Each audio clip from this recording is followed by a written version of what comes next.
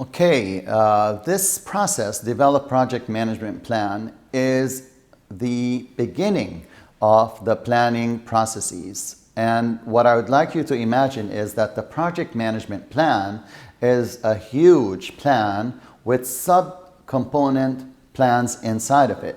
So the project management plan is not what people think. Most people, when you say project management plan, they're thinking the schedule.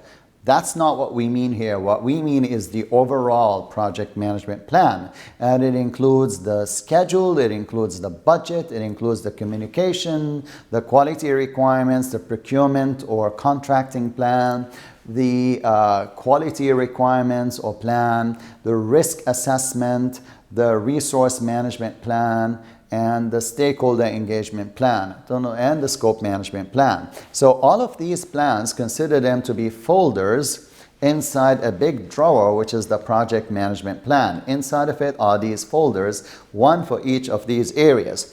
Initially, when you start your project management plan, you're not going to have everything in it. You have the basic information that you've gotten from the project charter.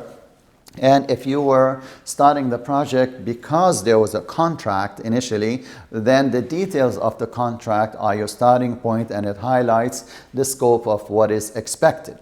Okay? So typically what goes into preparing a project management plan is a lot of data gathering that needs to happen. So you will brainstorm with some of the experts. And here I just want to clarify, it is not just one step.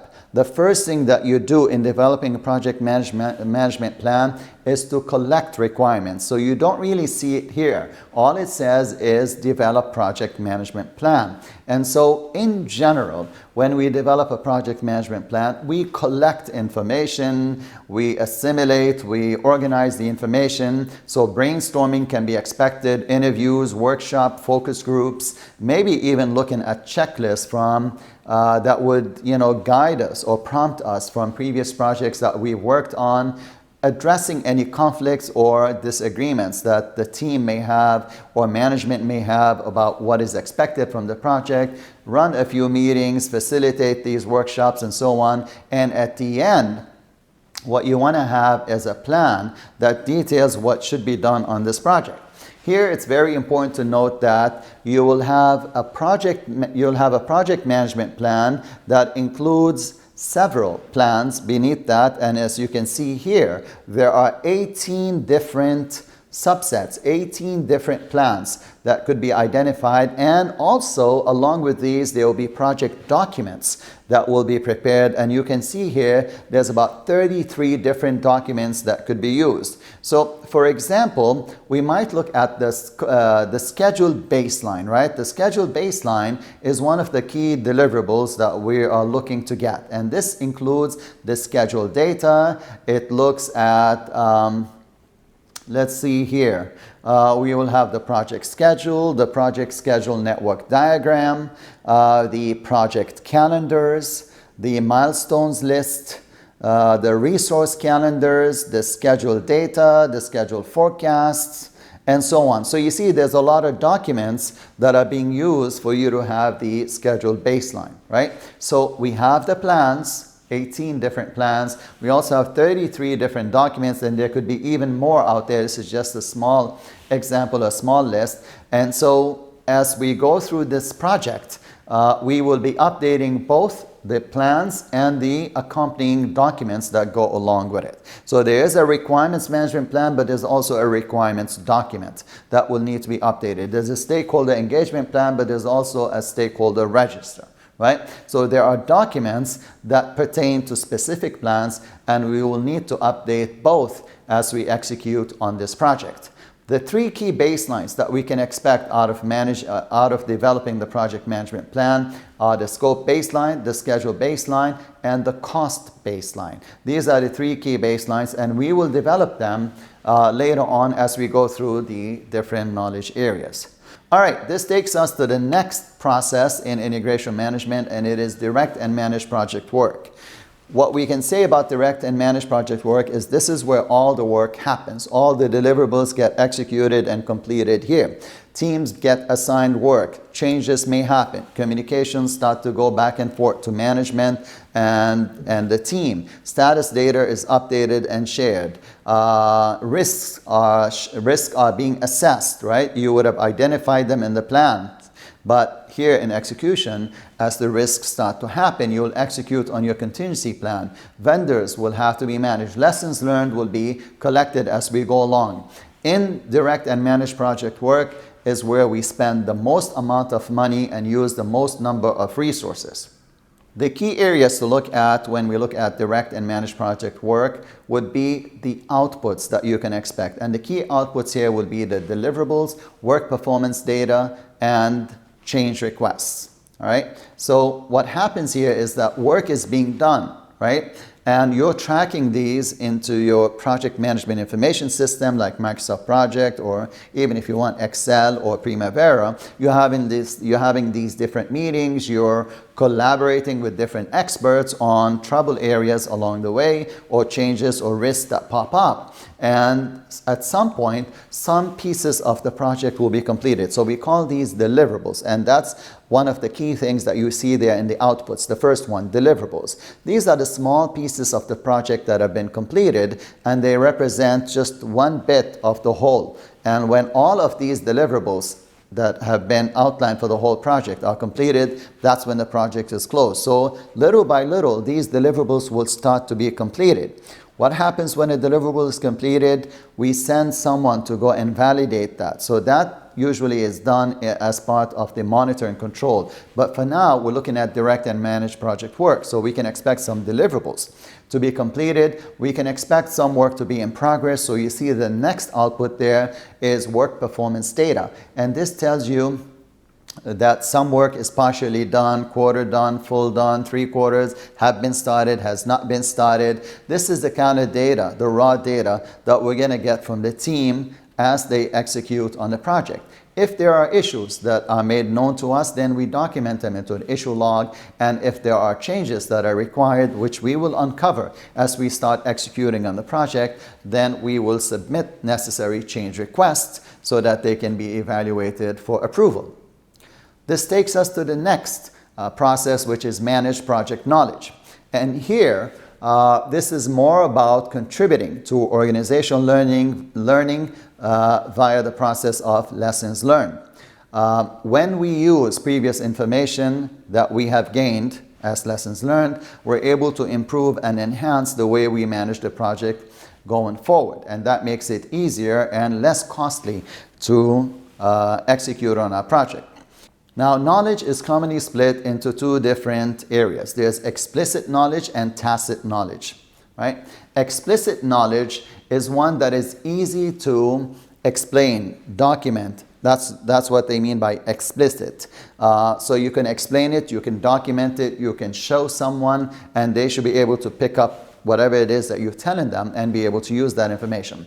Tacit knowledge, on the other hand, is harder to share. So, you know, if you're a good chef and you know how to cook a specific, let's say, soup, you know how to make it, you know exactly the amount of salt, you know what flavor it needs to be and what herbs you need to add, and you can judge by the smell or by, you know, you can time it accordingly when you notice certain aspects of that soup, right? These are not things that are easy to explain to somebody else. These are more based on feelings, senses that you have, and so we consider these to be tacit knowledge. And tacit knowledge is not that easy to document. And even if we document them, they don't tend to be complete, right? So the easiest way to share tacit knowledge is to have somebody shadow you and learn from seeing you doing the work, or maybe you run some workshops and you explain it to them. So what you have to do here is come up with a plan for you to be able to share both explicit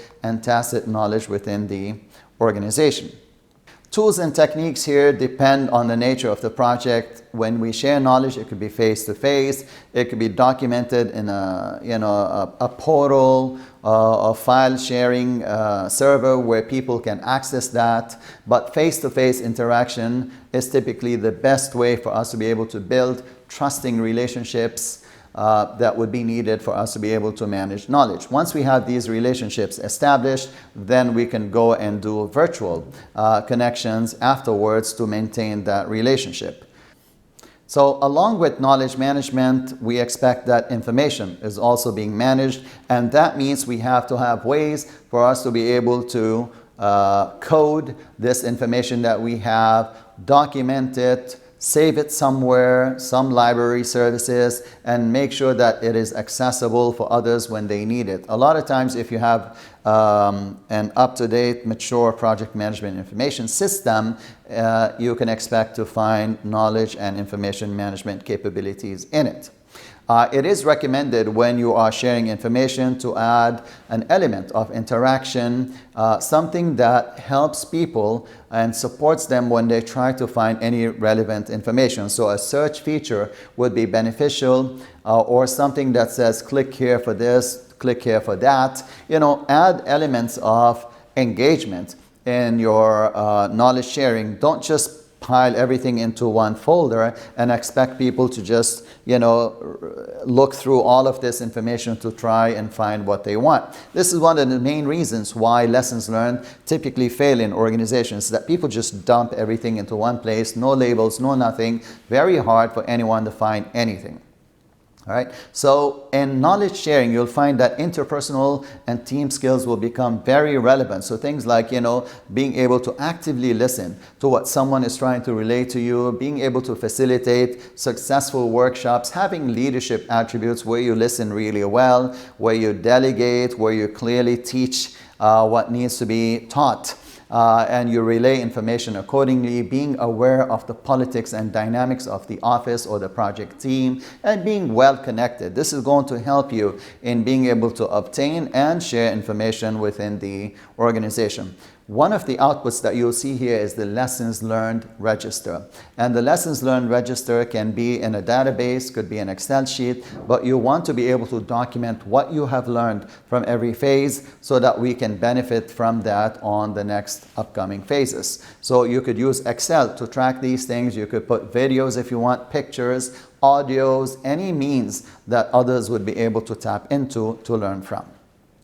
This brings us to our next process, which is monitor and control project work. This process is focused on making sure that what we are executing is matching what was planned. And so it's a comparison, it's looking for variances in performance, and if there are variances, we are trying to control. So there is a monitor component, and there's also a control aspect to it. We're also watching for any risks that may happen, and we're producing status reports and forecasts, and we're monitoring the execution of any changes that have been approved. What you'll notice here is that the plan comes in as an input, and we are using that plan for us to analyze whether there's been any variances. So one of the tools and techniques that you'll see there in data analysis, and if you look at the bottom there, it's variance analysis. Okay. Variance analysis compares the original plan with what you have executed. If there was a plan that says some activity will complete by March 15th and you have not completed it by March 15th, then there's variance there, right? Especially if you're late. That's the variance. What you want is positive variance. Negative variance obviously is bad. You also want to monitor for trends. Sometimes we take an interim reading and it looks good, but then over time you see that it starts to slide down. So you have to watch out for these things. Root cause analysis is used in this instance where we notice that things are problematic and repeating in a specific fashion, and we want to get down to what the root cause is. So we do root cause analysis at that point. Sometimes fixing the root cause will address many problems out there. There is also earned value analysis that we will cover later on when we talk about cost management, but it's a number way, so we will have metrics a ratio or a negative or positive cost variance that we will use to assess how the project is doing. Sometimes we use cost-benefit analysis, where we try to analyze what would be the corrective action that we should take in terms of the cost, right? That we might incur if there are any variations. So we evaluate if this is the impact to us, then what should we spend and to fix this, and what would be the benefit if we do so. That's typically the decision-making components of changes when we're trying to propose any changes. But before we propose any change, we typically look at alternatives. We try to analyze if there are different ways that we can address this one problem. We evaluate them, we look at how much each will cost, what would be the benefit of each, and we choose one of these and we propose it to management. So decision making can be considered one of the tools and techniques that would apply in this instance. Outputs would include work performance reports that we will produce on a frequent basis that we will share with management and will be used as a basis for us to take action if we have to. And changes. Changes will be the other output. When we make changes, there are three different types of changes that we make: corrective action, preventive action, and defect repair. We use corrective action when the problem has already happened. The issue is already there. We've already missed it, and therefore we need to correct it. And therefore, this is not really going to be preferred to management. They would rather that you do the second one, which is preventive action.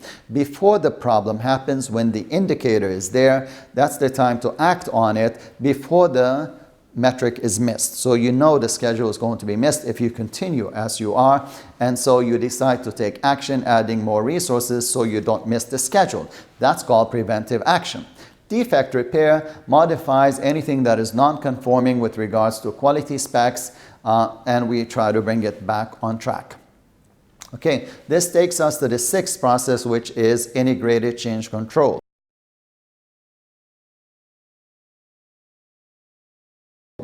And integrated change control is focused on the process of change management within a project. Mind you, in the world of ITIL, people see all initiatives as changes. When we talk about change here in projects, we mean we have a plan, and as we deviate from this one plan in a manner that we're not happy with, and we're trying to bring it back on track, then we request a change. And if that change is approved, we go and change our project plan so that we can execute that and fix things and bring them back on track to where they need to be. So this would be change control within the project to fix it when it starts to deviate from its original plan. Okay? So for this, you'll see that the project management plan is your key input coming into this: the scope baseline, the schedule baseline, the cost baseline, all expectations. Essentially, everything that has been planned is an input into the change management process, as well as the change request that came in and says that we need to modify our plan in this fashion, right? The change request that comes in typically comes in with some sort of a status of where we are, where we're supposed to be. This is where we are right now. We are varying in a negative way, and we need to take some corrective action. And so we go and submit a change request for that. So typically, if your organization is mature as an organizational process asset, at this point, you will have some change control procedures in place, or maybe procedures for how we review and approve change requests and issue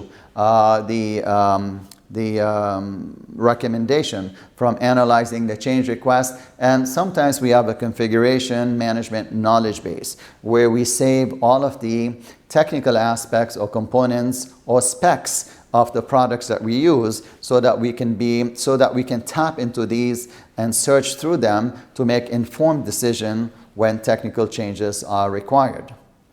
Okay? So change control tools will be beneficial at this point, and these are tools that help you in identifying change, documenting the change, submitting the change, deciding on the change, and tracking that change all throughout the project.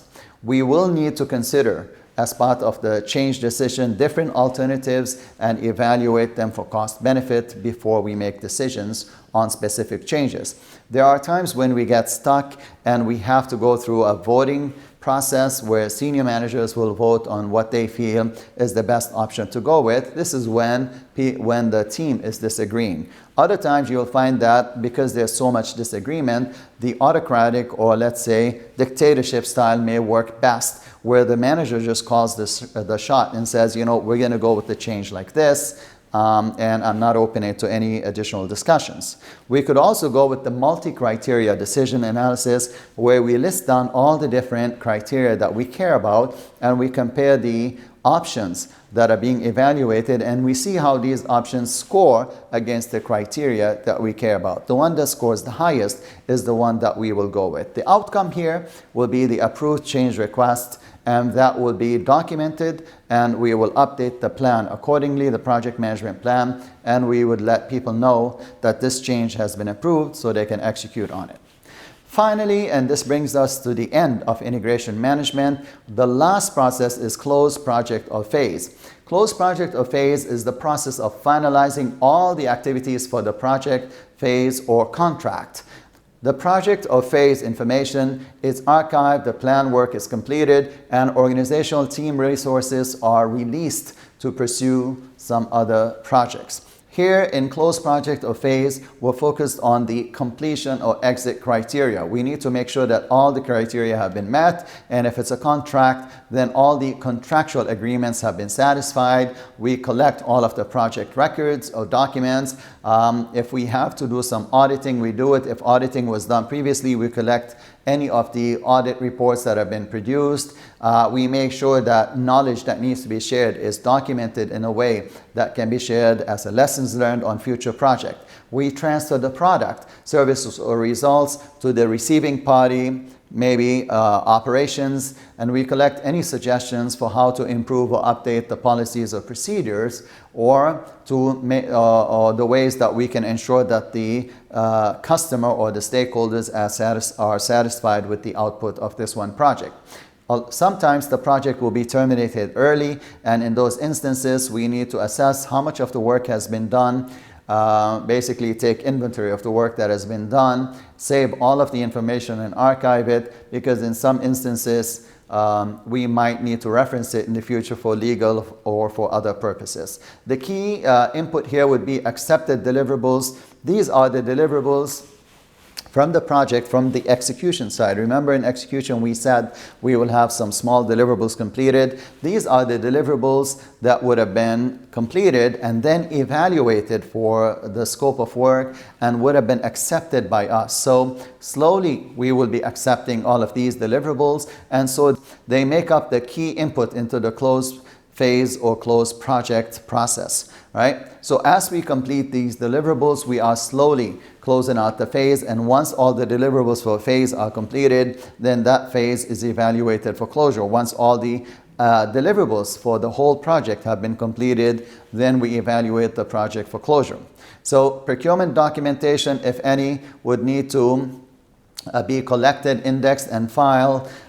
Any information on contract, schedule, scope, quality, cost, all related information will need to be cataloged and saved so that we can access it later. As-built drawings will need to be saved, manuals, training manuals, troubleshooting data, any technical documentation will need to be saved, and this will be useful as lessons learned later on.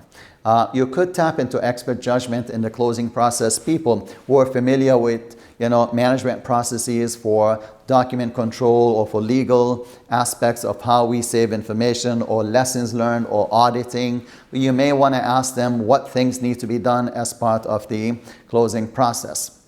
Some of the techniques that you will see here will be document analysis. This is where you're reviewing all available documentation to make sure we have all of it ready to be used on future projects. You could do regression analysis to go back and analyze what may have caused some variations along the way by backtracking. You could review trends, you could look at variances that have happened on the project and update all of your project documentation.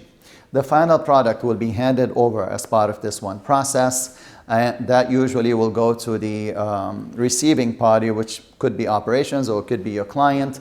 And we're expecting at this stage that some document will be signed that says that all has been delivered and handed over, and that you are clear of any liability at that point.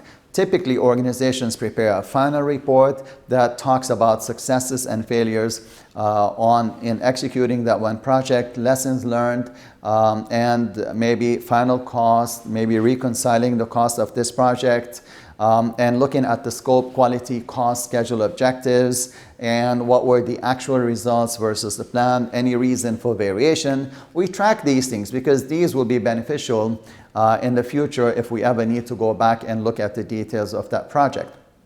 Okay? If the project is intended to be part of a program, then we document maybe when the benefits will be realized. So any notes pertaining to this, any risks that the receiving party needs to be aware of, needs to be documented. Any issues that we are aware of, we need to track these so that the receiving party is made aware of that. And that takes us to the very end of integration management. I hope you enjoy this session, and I look forward to seeing you on the next knowledge area, which will be scope management. Please don't forget to subscribe so you'll be notified when scope management has been issued. Thank you, and hope to see you on the next video. Bye-bye.